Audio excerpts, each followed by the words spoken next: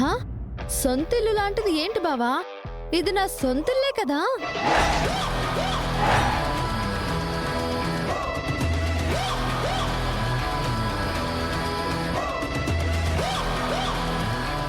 ఇది నీ సొంతిల్లేంటి? అంటే తనిక్కడే పుట్టి పెరిగింది కదండి, తనకు సొంతిల్లు కాక ఇంకేమవుతుంది? ఎవరిల్లైతే ఏముందిలే అత్తయ్య, అవసరానికి మా అన్నయ్య వాళ్ళని శివ వదిన ఆదుకుంటుంది, నాకంతే చాలు. ఫ్రెండ్స్ అని చెప్పి వీళ్ళని మా ఇంటికి తీసుకురావడం ఏం బాలే శివ. ఇది నీ ఇల్లు కాదు, నా ఇల్లు అని చెప్పాను కదా బ్రదర్.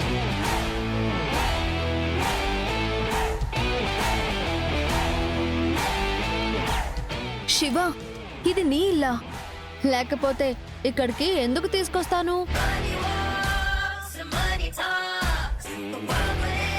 పెళ్లి కాకముందే ఇది నీ ఇల్లు, ఇప్పుడు కాదు కదా వదినా. అలా అని రాజ్యాంగంలో రాసుందా? లేదు.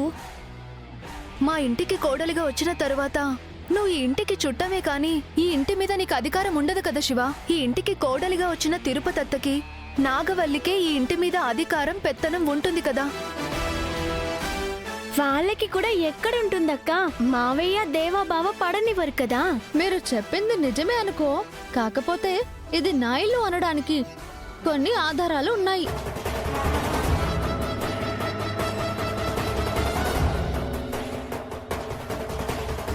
ఏందబ్బుడా అది?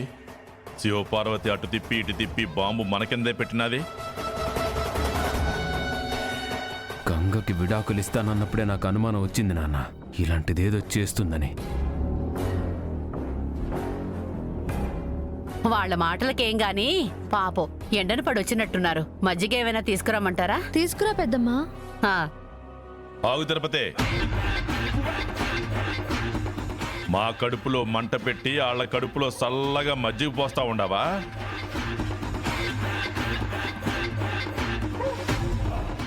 శివపార్వతి గారు, ఇల్లే లేని గంగాధరం గారిని ఇలా లంకంత ఇంటికి తీసుకొస్తారనుకోలేదండి. మీ ఇల్లే కాదు, మీరు కూడా సూపర్ అండి బాబు. అంబతుల్లాగా అడ్డంగా ఉన్నా మీరు అనుకున్న పనిని మాత్రం సాధించారన్నమాట. ఎవరిని రా అంటున్నావు? అయ్యో, మిమ్మల్ని కాదండి బాబు, కష్టాల గురించి మాట్లాడుతున్నా. అసలు ఆ కష్టాలన్నీ రావడానికి కారణం మాత్రం మీరే కదా మావయ్య.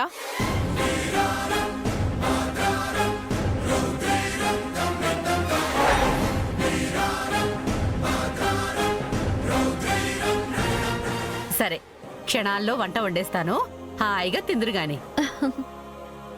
నాకేం వద్దులే అత్తయ్య. ఏంటి ఏదో కొత్తింటికి వచ్చినట్టు ఫీల్ అవుతున్నావు? ఇది మీ ఇల్లే అనుకోండి, ఫీల్ ఫ్రీ. ఏ శివ, ఇదంతా కావాలని చేస్తున్నావని బాగా అర్థమైంది. మర్యాదగా వెళ్ళని ఇంట్లో నుంచి బయటికి వెళ్ళిపోమని చెప్పు. మీరే అనవసరంగా మమ్మల్ని ఇల్లు ఖాళీ చేసేలా చేశారు. ఇది నా ఇల్లు కాబట్టే వీళ్ళని ఇక్కడికి తీసుకొచ్చాను. మీకు ఇష్టం ఉంటే ఉండండి, లేకపోతే మీరే తట్టా బుట్టా సర్దుకొని వెళ్ళిపోండి. ఎవ్వరూ అడ్డు చెప్పరు. నువ్విక్కడ పుట్టి పెరిగావు కాబట్టి నీ ఇల్లు అంటా ఉండవనుకున్నాను. నువ్వు సీరియస్గానే చెప్తున్నావన్నమాట. అసలు ఇది నీ ఇల్లు ఎట్టా అవుద్దమ్మా శివపార్వతి? మీకు ఇంకా నమ్మకం కుదరడం లేదా? లాభం లేదు, మీకు పేపర్స్ చూపించాల్సిందే.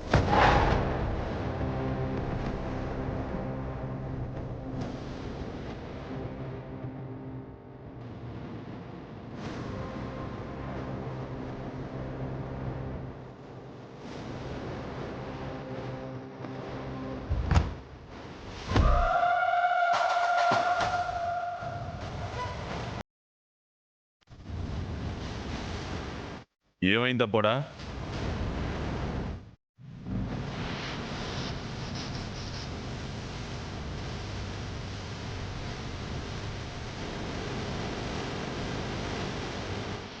ఒకసారి చూడు.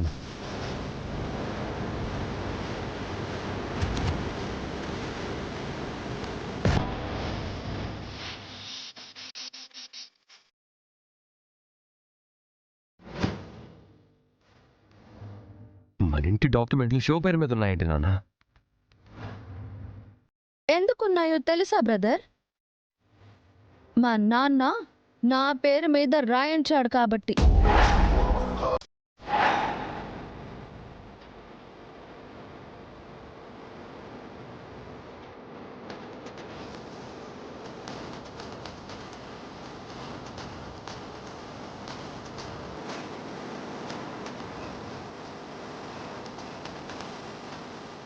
ఆస్తి పంచుకునేటప్పుడు గోవిందరాజుల మావయ్య వాటా కింద నా భార్య శివపార్వతికి ఈ ఇల్లొచ్చింది. మీకేమో పొలాలొచ్చాయి. ఇప్పుడు వెళ్ళి పొలంలో ఉంటానంటే వెళ్ళి ఉండండి. పాపం ఉన్న పళంగా వెళ్ళిపోమ్మంటే ఎక్కడికని వెళ్ళిపోతారు బావా? వీళ్ళు కూడా ఏదో గుడి చూసుకోవాలి అంటావా వదినా?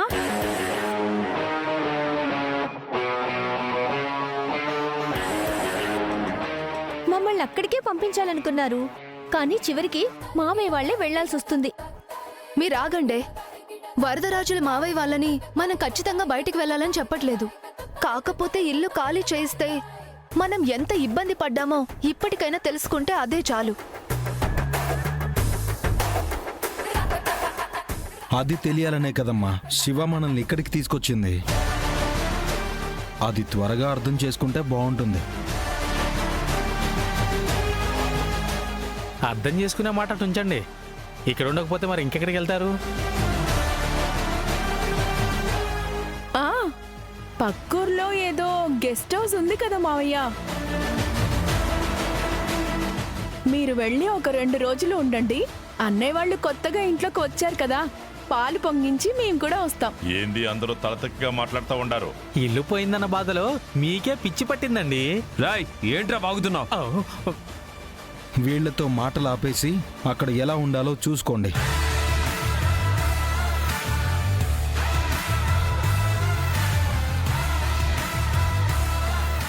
అత్తా, ఆకలేస్తుంది, తినడానికి ఏమన్నా ఉందా? ఎందుకు లేదు, బ్రహ్మాండంగా ఉంది. మేము వస్తామని చెప్పి ముందే వంటలన్నీ చేసేశారన్నమాట. ఇంకా వండలేదు వెంకటపతి రాజు గారు. శివ వదిన ఫ్రెండ్స్ వస్తారని చెప్పింది కదా, వచ్చాక అందరికీ వండి పెడదాం అనుకున్నాం. ఏమండి, మీరు నాటుకోడి తింటానన్నారు కదా, వండమంటారా? చిచి, వీళ్లతో పాటు కలిసి తింటమేంటి?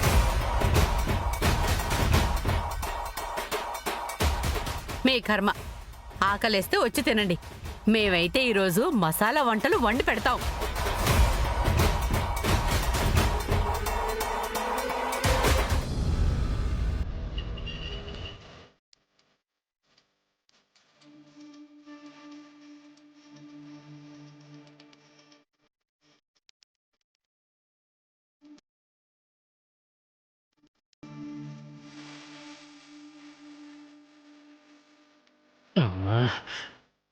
అబ్బాబాబాబా, శివపార్వతి గారు, ఇంట్లో కూడా ఈ ప్యాంటు మీద ఉండాలంటే కష్టం సుమండి.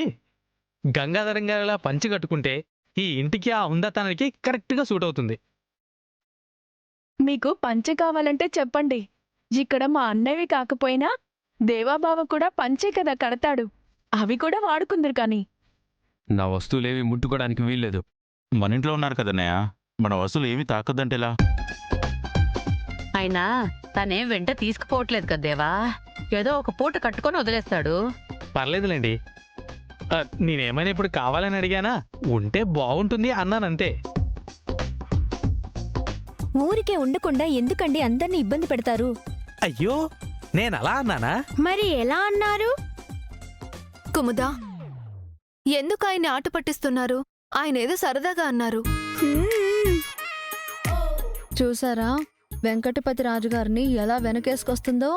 అది ప్రేమంటే. ఏయ్,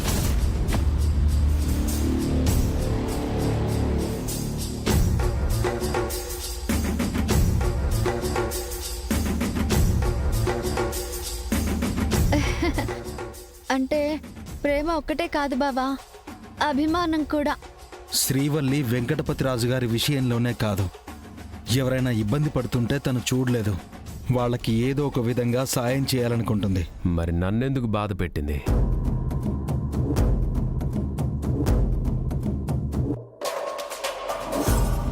నా బాధ ఎందుకు అర్థం చేసుకోదు?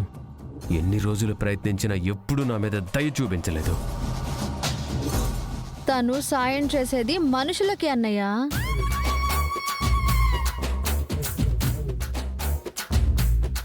అంటే మేం మనుషులం కాదా? పశువుల డాక్టర్ని నేను ఇక్కడే ఉన్నానండి. ఇక్కడ పశువులకి ఏదైనా సమస్య ఉంటే చెప్పండి. బ్యాగులో ఇంజెక్షన్ ఉంది, ఎక్కించడమే.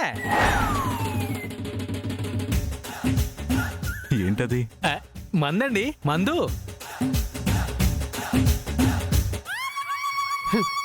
సరే సరే, నేను త్వరగా వంట చేస్తాను. అసలే ఆకలితో ఉన్నారు. నీకెందుకు అత్తయ్య శ్రమ? మేం వండి పెడతాం కదా. మీరసలే బయట నిలబడి అలసిపోయి ఉంటారు. మళ్ళీ వంటలు ఎక్కడ చేస్తారు? కూరగాయలు తరిగారు కదా, అది చాలే. అత్తయ్య, ఊరందరికీ వండి పెట్టిన ఈ చేతికి 10-15 మందికి వండి పెట్టడం ఓ లెక్క. నువ్వాగు, మేం చేస్తాం కదా. అవునులేండి, తేరగా తింటే అరగదు. మీరే డాక్టర్, మీకెందుకు అరగదు? డాక్టర్ అయినంత మాత్రాన ఎక్కువ తింటే అరగదు కుముదా. మిమ్మల్ని ఎక్కువ తినమని ఎవరన్నారండి? అంటే శ్రీవల్లి గారిని చూసిన ఆనందంలో అలా ఎక్కువ తినేస్తానన్నమాట.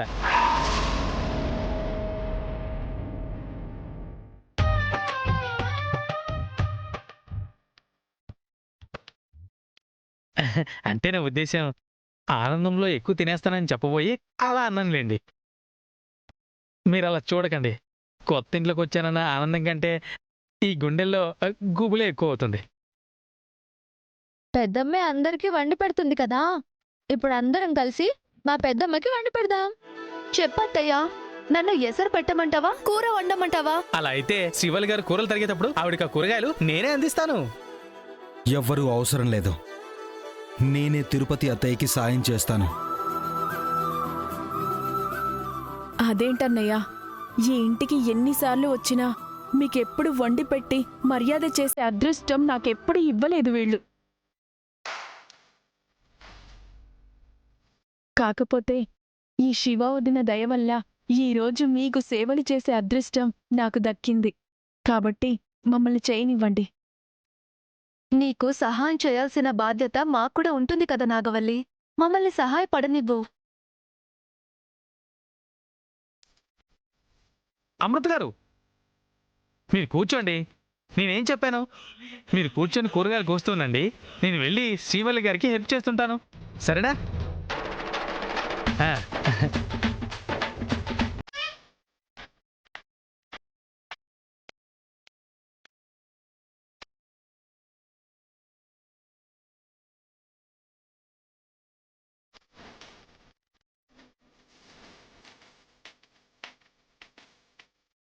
చూసారా, శ్రీవల్లి అంటే ఎంత ప్రేమని చూపిస్తున్నాడో. త్వరగా నువ్వు పెళ్లి కొప్పుకుంటే జీవితాంతం కలిసిమెలిసి ఉంటారు. గంగగారు, అప్పుడైతే మీరు క్యాన్సిల్ చేశారు కానీ నేనైతే ఎన్ని జన్మలకైనా అలాగే ఉంటానండి. నాది గ్యారంటీ.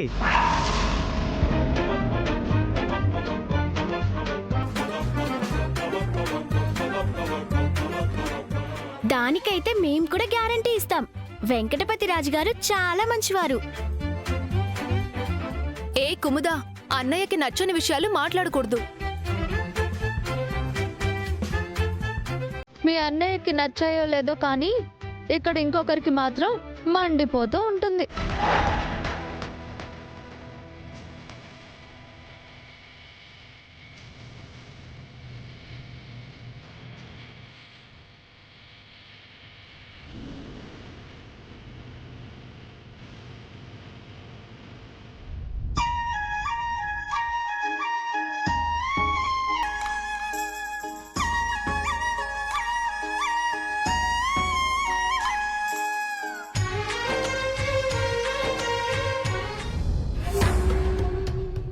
ఇదంతా చూడలేక చచ్చిపోతున్నాను నాన్న. మనం వెళ్ళిపోదాం పదా. ఎక్కడెక్కడా వెళ్ళేది? మనం ఇల్లు వదిలేసి వెళ్ళిపోతే పరువు పోతుంది. గంగ ఇల్లు ఖాళీ చేసినా మనకు మర్యాద ఏముంటుందా బోడా? శివ ఇలా చేస్తుంది అనుకోలేదు. ఇంతకీ పేపర్లు తన చేతికి ఎలా వచ్చుంటాయా బోడా? ఇలా రా, రావే. పెద్దమ్మా, నువ్వు నాకు ఎంత చెప్పినా సరే, ఎంతలా బుజ్జగించాలని చూసినా సరే, నేను మాత్రం ఇక్కడే ఉంటాను. నా మొగుడింటికి వెళ్ళను. గుళ్ళోనో చెట్టు కింద ఉండాలంటే నాకు నచ్చదు.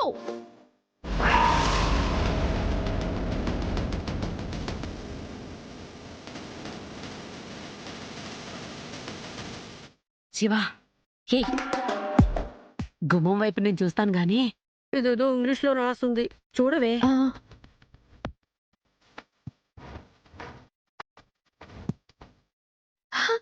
ఏవే పెద్దమ్మా ఆ, ఏ ఆగవే ఆగు. ఎందుకంత గట్టిగా అరుస్తున్నావు? నువ్విలా సినిమా హీరోయిన్లా వెళ్తే వాళ్ళకి తెలిసిపోతుంది. అయ్యో మర్చిపోయాను పెద్దమ్మా. ఉమ్,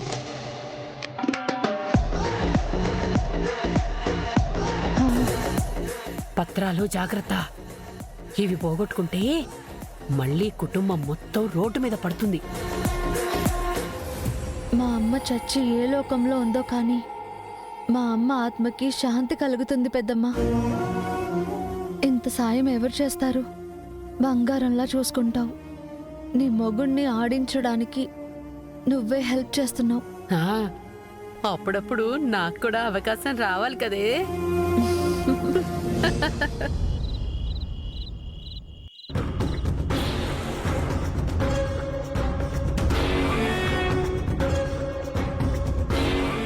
నాన్న, గుమకుమలాడే మసాలా వాసన వస్తుందా? వస్తుందబ్బోడా, కానీ నేను దాని గురించి ఆలోచించట్లేదు. విడాకులిస్తాను, కొన్నాళ్ళు నా స్నేహితులు ఇక్కడే ఉంటారని చెప్పి మన మొహానికి మసిపూసిన శివపార్వతి గురించి ఆలోచిస్తూ ఉంటాను. వాళ్ళు అక్కడ భోజనానికి కూడా రెడీ అవుతున్నారు. ఎరా, నీకు ఆకలిగా ఉండదా?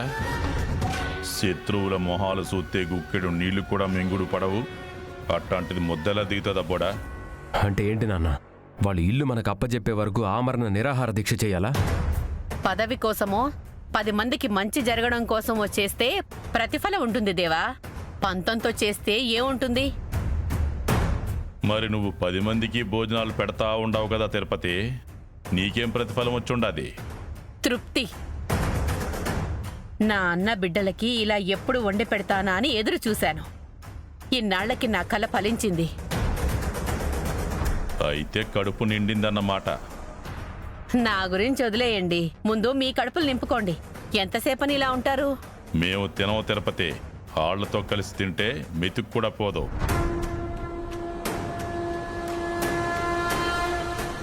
పెద్దమ్మా, గంగాబాబా వాళ్ళు రోడ్డు మీద పస్తులుంటే అప్పుడు ఆనందంతో కడుపు నింపుకునేవాడు పెద్దనాన్న. ప్లాన్ బెడిసి కొట్టింది కదా, అన్నం రుచించట్లేదనుకుంటా. పంతానికి పోయి పల్లుడు కొట్టుకోవడం అంటే ఇదే. ఏందిరా, ఏమన్నావు? మా మీద కోపంతో ఉంటే తర్వాత మీ కడిపే కాలుతుంది అంటున్నాను. ఆల్రెడీ మనం వచ్చినందుకు కాలుతున్నట్టుంది. తింటే సెట్ అవుతారులే, వచ్చి భోజనం చేయండి. మీకు ఒక్కసారి చెప్తే అర్థం కదా, మేం తినం. మేము భోజనం చేయాలంటే మీరు ఒక పని చేయాలి. ఏంటది? మీరంతా ఇక్కడి నుంచి వెళ్ళిపోవాలి. ఆశ దోశ అప్పడం వడ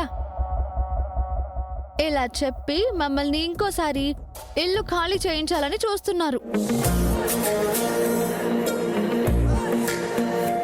తినకపోతే మీ కడుపే కాలుతుంది, కానీ మాకైతే ఏం ప్రాబ్లం లేదు. ఆఖరిసారిగా అడుగుతున్నాను, మీరు భోజనానికి వస్తారా లేదా? అమ్మా, ప్రేమగా పిలిస్తేనే రాలేదు. నువ్వు అలా కోపంగా అడిగితే ఏమొస్తారమ్మా? ఆహా, నాకైతే ఆ సువాసనకు ఆకలి రెట్టింపు అయ్యేలా ఉందమ్మా. త్వరగా వడ్డించేస్తే తిందాం.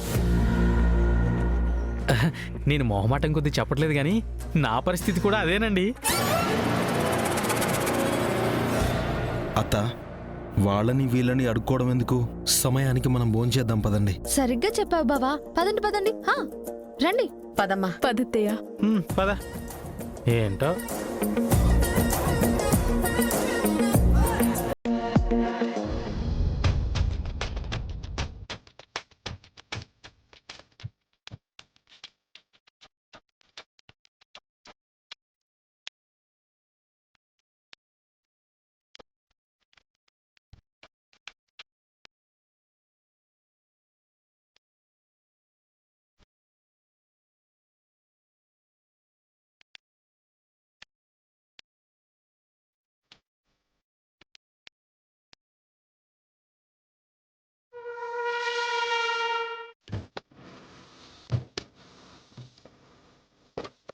ఈ ఇంట్లో మనశ్శాంతి కరువైంది బావా. ఇంటికి పెయింటింగ్ వేయించి కళ్ళకి ఇంపుగా ఉండేలా చేసుకోవాలి. ఎందుకంటే ఇక నుండి మనం ఇక్కడే ఉండబోతున్నాం కదా, మన మనసు ప్రశాంతంగా ఉండాలి. దానికి పెయింటింగ్ వేయించడం ఎందుకండి? మీ పెదనాన్నగారు బయటికి వెళ్తే చాలు, ప్రశాంతంగా ఉండొచ్చు.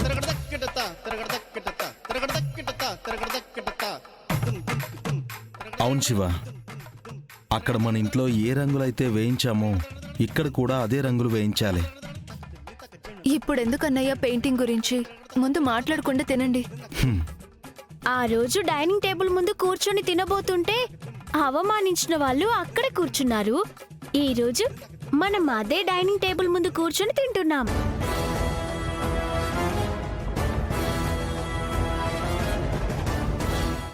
బావా, కొంచెం కోడి కూర వడ్డిస్తా నాకు. వద్దు శివ,